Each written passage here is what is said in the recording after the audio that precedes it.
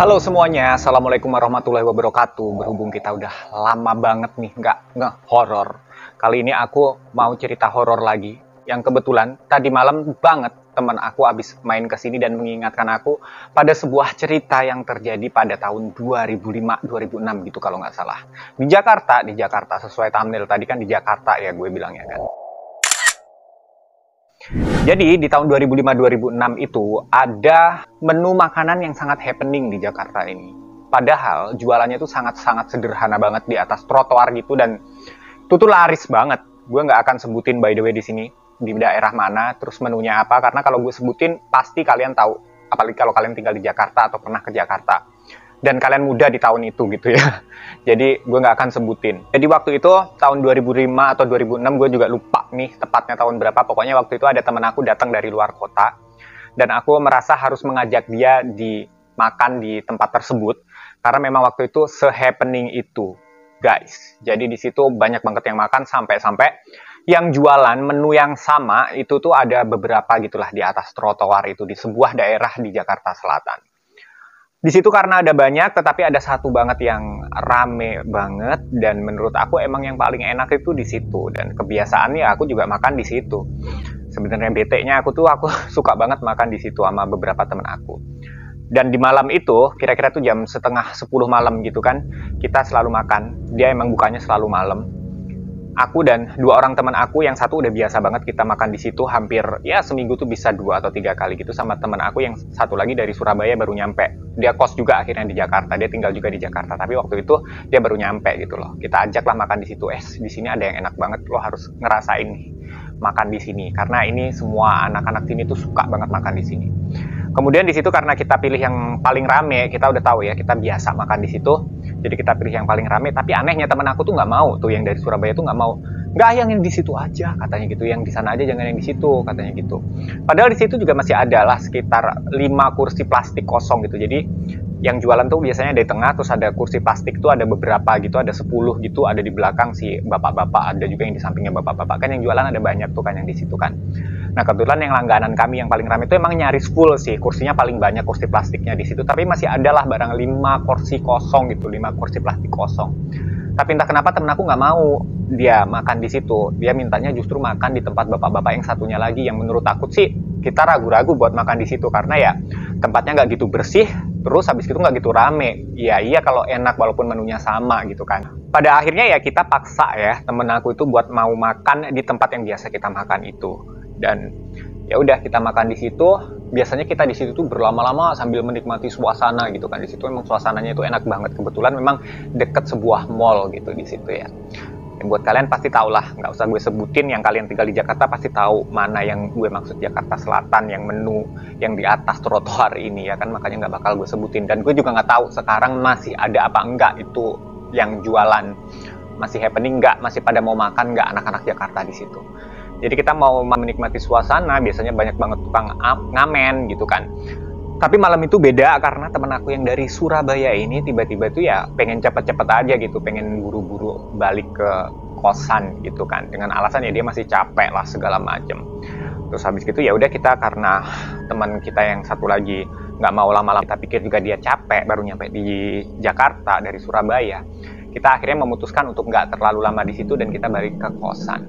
Nah sampainya di kosannya dia tuh bilang, kok lo tadi mau sih makan di situ, kan bau, kata dia gitu. Padahal nih menurut aku dan teman aku yang biasa makan tempat itu justru paling bersih, tapi menurut temanku yang baru datang dari Surabaya ini, menurut dia bau darlah. Jadi kenapa bau? Katanya dia itu baunya itu pesing karena di situ tadi di salah satu kursi yang tempat kita duduk itu tuh yang paling belakang itu tuh ada ibu-ibu lusuh yang mirip orang gila gitu, kayak pakaiannya compang-camping, bajunya itu kotor. Nah baunya itu dari dia gitu. Nah kita kaget dong, gue sama temen gue yang satu lagi kaget gitu kan, ibu-ibu mana kita pikirkan. Kita tadi makan kan emang rame-rame, terus kursi yang belakang tuh emang kosong semua. Ada 5 kursi kosong, kita bertiga masih ada 2 kursi kosong kalau gitu. Nah, menurut teman aku yang satu lagi, ada satu ibu-ibu yang duduk paling belakang dan dia tuh ngeliatin semua yang lagi makan. Penampilannya tuh kayak orang gila, dan dari badannya si ibu itu, karena temen aku tuh ngiranya dia tuh orang gila gitu ya. Jadi dia itu bilangnya tuh bau pesing, kayak ya kayak namanya orang nggak pernah mandi kayak apa gitu loh. Di situ kita langsung merinding kan, karena memang di situ kita nggak ngelihat gitu loh ada ibu-ibu duduk yang lain selain kita yang pada makan, yang anak-anak nongkrongan itu gitu. Dan pas kita bilang dong ke temen aku yang satu lagi kan, yang baru nyampe dari Surabaya ini, nggak ada weh, nggak ada yang lain tadi, kita cuman kita aja, nggak ada ibu-ibu yang lo bilang tuh, nggak ada. Temen aku di situ yang baru nyampe itu langsung pucet kan, karena ya dia baru sadar gitu kayaknya tuh bahwa yang dia lihat dari tadi itu ya bukan manusia. Tapi di sini gue nggak berani bilang kalau itu adalah jin penglarisan atau hantu yang sengaja dipiara masih bapak yang jualan menu ini, karena dia paling laris. Tapi kita ya setidaknya tahu bahwa di tempat dia makan, tempat dia dagang itu selalu ada kursi yang kosong memang di belakang. Dan itu katanya kalau memang orang itu sensitif atau memang bisa ngelihat hal-hal yang goib, itu selalu ada ibu itu orang yang sama duduk dan ngeliatin yang lain yang lagi makan. Dan di sini bete-nya adalah gue sering banget dan suka banget makan di situ. Oke, kita lanjut ke cerita yang kedua ya.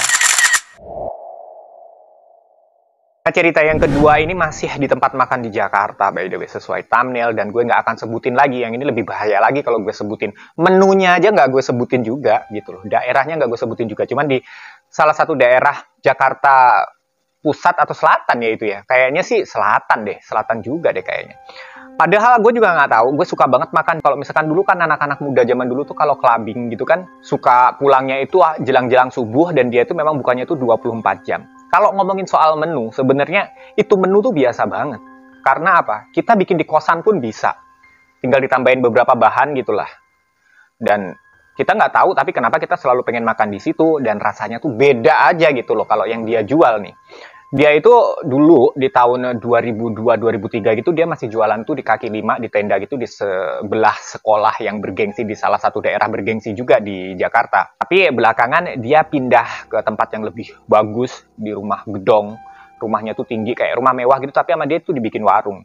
Jadi dia tuh bukannya 24 jam, dan dia tuh non-stop. Kalau nggak salah dia cuman tutupnya tuh sebulan sekali, dan harinya apa kita juga kurang tahu. Dan kalau misalkan dia lagi tutup tuh kita tuh selalu nunggu-nunggu gitu, kok tutup ya, kita padahal pengen tuh nongkrong tiap malam di situ. Dan by the way, saking happeningnya itu tempat makan, itu tuh banyak banget pesohor-pesohor tanah air ini tuh yang nongkrong di situ juga gitu. Kalau malam-malam sampai ngobrol sama orang-orang biasa tuh berbaur gitu loh. Dan temen aku yang main kesini tadi malam itu sebenarnya nggak satu angkatan sama aku ya, dan dia baru kesana itu sekitar tahun 2018. Jadi aku udah lama banget nggak main atau nggak makan di tempat itu. Pas tempatnya tuh udah bagus, aku emang cuman 2 kali lah makan di situ. Jadi kebetulan teman aku yang main kesini yang semalam itu, dia umurnya jauh di bawah aku, dan dia itu sensitif banget anaknya. Nah, suatu ketika dia itu kan pulang nyanyi, dia penyanyi by the way ya. Dia penyanyi, pulang show, dia mampir di situ, diajak salah satu temannya dia. Yuk makan yuk di sini, ini enak loh. Ah, apaan sih, orang itu kan menu kita bisa bikin di rumah gitu kan, kata temen aku. Enggak, ini beda gitu. Ya udah, pas nyampe situ kata dia tuh memang kondisinya tuh rame banget. Seperti biasa memang yang gue tahu rame banget. Nggak tahu sekarang masih ada apa enggak ya. Dan waktu itu cari tempat duduknya aja susah, sehingga dia tuh dapatlah satu tempat duduk tuh di pojokan gitulah ya. Dia duduk di situ dan akhirnya pesen lah satu pesen. Nah, kebetulan temen aku yang ini kebelet pipis, dia nanya toiletnya di mana gitu kan. Akhirnya dia pergilah ke toilet. Yang lain pada duduk di meja tuh temennya yang lain. Pas dia duduk di toilet itu harus melewati kasir dan tempatnya si abang-abang itu nyiapin si makanan ini kan.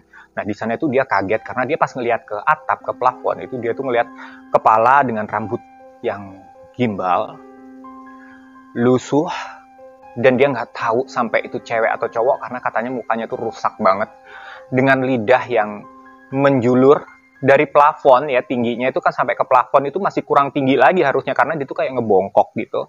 Dan dari plafon tuh lidahnya ngejulur tuh sampai ke lantai. Dan kata dia nih, kata teman aku tuh, lidahnya itu penuh dengan luka dan selalu mengeluarkan lendir. Bukan liur ya, tetapi lebih kepada lendir yang kayak ada nanah-nanahnya gitu. Dan setelah itu ya dia ke toilet, dia dengan cepet-cepet gitu, dia balik lagi ke meja, dia bilang, gue nggak mau makan di sini, gue maunya pulang gitu. Yang lain tetap makan dengan lahapnya kan, karena kan nggak tahu kan. Barulah setelah di rumah dia ceritain kenapa tadi dia nggak mau makan, karena dia melihat sosok itu. Nah, di sini gue bete banget nih. Kebetulan gue dulu kosnya deket banget sama tempat ini jual makan. Dan gue sering banget hampir tiap hari nongkrong di situ dan juga bahkan makan di situ. Kalau lagi nggak doyan makan, gue bisa jam 3 malam, jam 2 malam tuh bisa makan, dan dia tuh emang bukanya kan 24 jam kan. Ngerinjir. Jadi sekarang kalau misalkan nginget-nginget gitu, gue rada hati-hati juga gitu kalau misalkan mau makan di luar gitu. Memang sih aku setelah pengalaman-pengalaman yang kayak gini, kalau lagi makan di luar justru milihnya tuh yang ramennya itu standar aja, kalau nggak yang justru per restoran atau tempat makan yang ramenya banget-banget, gue tuh malah kecenderungan tuh nggak mau gue makan. Jadi lebih memilih yang sepi, aman, cari aman coy, cari aman gue. Oke Dara, jadi itu cerita hari ini. By the way, mohon maaf gue nggak bisa sebutkan menu makanannya, daerahnya juga nggak bakal gue sebutin, karena gue yakin kalau gue sebutin kalian semua yang tinggal di Jakarta pasti tahu dan gue nggak enak. Karena ya walaupun nggak kenal deket, tapi gue setidaknya dulu pernah jadi anak tongkrongan situ dan gue tuh nggak enak banget kalau harus bikin ini jadi konten. Tapi ya nggak apa-apa sih, kan gue nggak sebutin namanya, nggak sebutin daerahnya, nggak sebutin menunya pun nggak gue sebutin, ya kan? Thank you banget udah mau nonton video ini dari awal sampai akhir. Sampai ketemu di konten berikutnya. Assalamualaikum warahmatullahi wabarakatuh. Salam semakin viral. Bye. Yeah, I'm about to fade away, 'cause every time I wake up I feel